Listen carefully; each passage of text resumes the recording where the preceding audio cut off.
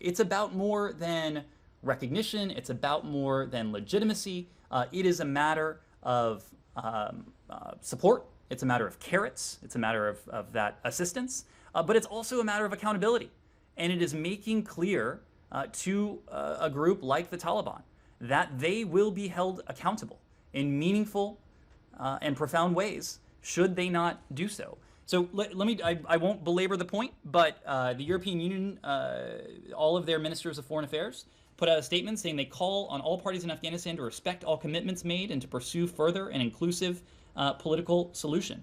The Canadians have been outspoken on this. Prime Minister Trudeau, I'm sure many of you have seen what he said. The NATO Secretary General has said that there are efforts to establish some kind of inclusive government. Many national actors have called for that. And of course, if that happens, it will be easier to have some kind of relationship. Heiko Maas, the German foreign minister, we will not give another cent to the Taliban if the Taliban introduces Sharia law. How can the United States or the international community, aside from dangling the aid issue out there, which I know we've talked about the Taliban once, they may end up not really caring at the end of the day. And so how can all of these aspirations be enforced? They may not care about these ephemeral concepts like legitimacy and recognition. If they haven't in the past. Their past behavior suggests that, correct. So there's not a whole lot of confidence that they won't change their... But what this does, this has... The question was not about the airport, Rich. I'm happy to talk about the airport. Yeah.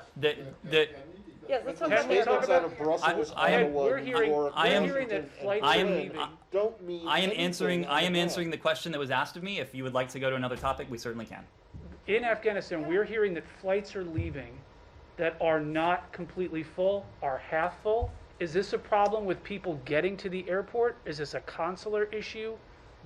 What's the holdup on that front? So, Rich, our goal is to have every single seat filled on every single aircraft that takes off from the airport. Of course, we are most responsible for the U.S. military flights that are taking off, but there have also been commercial charters as well that have been part of these repatriation and relocation efforts. So as you have heard, it was a couple days ago now that we issued notifications to the first tranche of American citizens that had indicated a desire to be repatriated. Just recently, as you heard from the Deputy Secretary, we have notified all Americans in Afghanistan who have expressed a desire to be repatriated that they should consider going to the Hamid Karzai International Airport. So we are sending very clear, very precise communications to an increasingly large universe of people. We are opening the aperture to see to it that there are people there present with the increasing lift capacity that the U.S. military has provided so that there is not, to the extent we can help it, a single unused seat on these aircrafts.